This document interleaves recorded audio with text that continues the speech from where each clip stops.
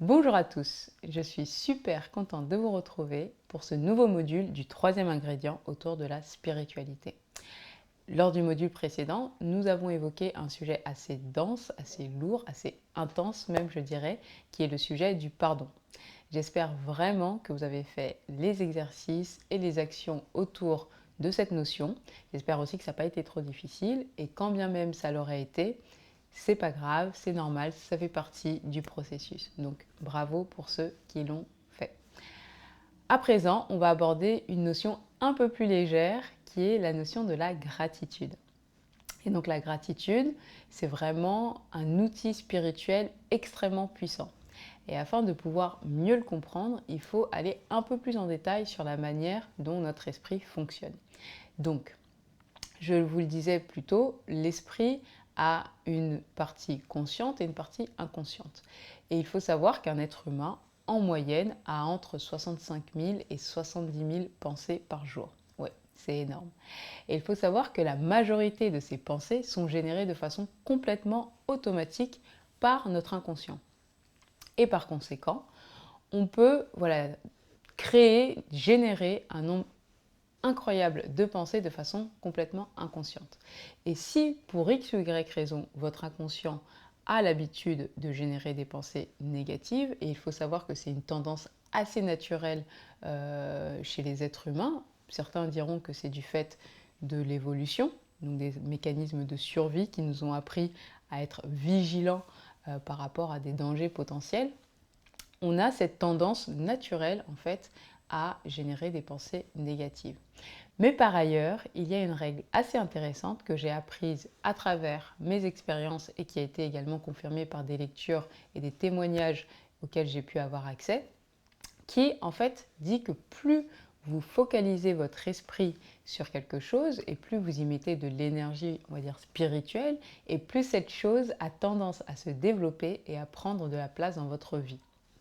Par conséquent, si vous avez cette tendance à avoir des pensées négatives qui automatiquement vont se focaliser sur vos problèmes ou vos difficultés actuelles, ce qui va se passer, c'est que ce sont justement ces problèmes et ces difficultés qui vont prendre de plus en plus de place dans votre vie, donc de plus en plus de place dans vos pensées, de plus en plus de place dans votre vie. Bref, vous l'aurez compris, vous allez rentrer dans un cercle vicieux en fait, vous allez vous enfermer dans vos circonstances actuelles à travers ce processus donc de focalisation de vos pensées sur vos problèmes et vos difficultés. Et c'est là que la gratitude intervient et peut vraiment avoir des effets quasiment magiques. Pourquoi? Parce qu'en pratiquant la gratitude de façon vraiment volontaire, vous allez vous forcer à focaliser votre attention sur les choses positives de votre vie, de manière à ce que ces choses justement puissent commencer à grandir et prendre de plus en plus de place, de manière à ce que vous puissiez y penser davantage. Elles vont continuer à grandir, vous y penserez davantage et bientôt vous serez dans une spirale beaucoup plus positive et dans un cercle beaucoup plus vertueux.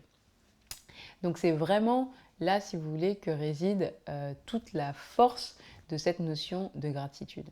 Par ailleurs, plusieurs études ont démontré que pratiquer la gratitude de façon régulière peut augmenter de façon considérable votre niveau de bien-être et de bonheur général. Pratiquer la gratitude de façon régulière, qu'est-ce que ça veut dire? Pour cela, vous pouvez tenir simplement un journal de gratitude. Donc, un journal de gratitude, c'est un journal que vous allez remplir de préférence le soir avant de vous coucher et dans lequel vous allez marquer les 5 choses pour lesquelles vous êtes le plus reconnaissant ou reconnaissante qui se sont déroulées au cours de votre journée. Et en fait, en faisant cela, vous allez remarquer que d'une manière générale, vous allez être beaucoup plus satisfait en fait de votre vie puisque vous aurez vraiment focalisé votre esprit sur les choses les plus positives et également certaines études démontrent même que les personnes qui pratiquent ce journal de gratitude de façon prolongée voient leur espérance de vie rallongée. Alors, je vous mettrai des ressources pour que vous puissiez aller un peu plus en détail sur ce sujet, mais c'est quand même assez passionnant. Bien sûr, si vous prenez la décision de commencer votre journal de gratitude, il faut le faire pendant au moins 21 jours pour vraiment commencer à avoir des effets, puisque 21 jours, c'est le temps minimum dont le cerveau a besoin pour vraiment apprendre une nouvelle habitude et s'ancrer dans une nouvelle habitude. Donc il faut vraiment le faire pendant minimum 21 jours.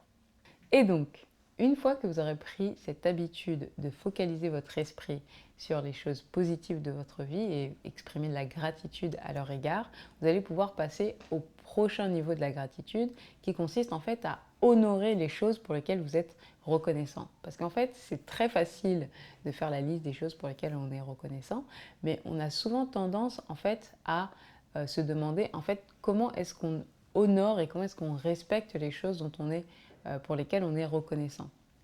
Donc typiquement, s'il y a une personne dans votre vie pour laquelle vous êtes particulièrement reconnaissant et qui est une personne voilà, qui a une influence positive dans votre vie, demandez-vous en fait comment, d'une certaine manière, vous lui rendez l'appareil. Alors ça n'a pas forcément besoin de passer par des gestes ou des manifestations d'un point de vue matériel, mais même d'un point de vue sentimental, émotionnel. Comment est-ce que vous rendez l'appareil à cette personne? Et donc une action à laquelle je pourrais vous inviter aujourd'hui, c'est par exemple, s'il y a une personne dans votre vie pour laquelle vous êtes particulièrement reconnaissant, je vous invite à lui écrire un message, un email de remerciement.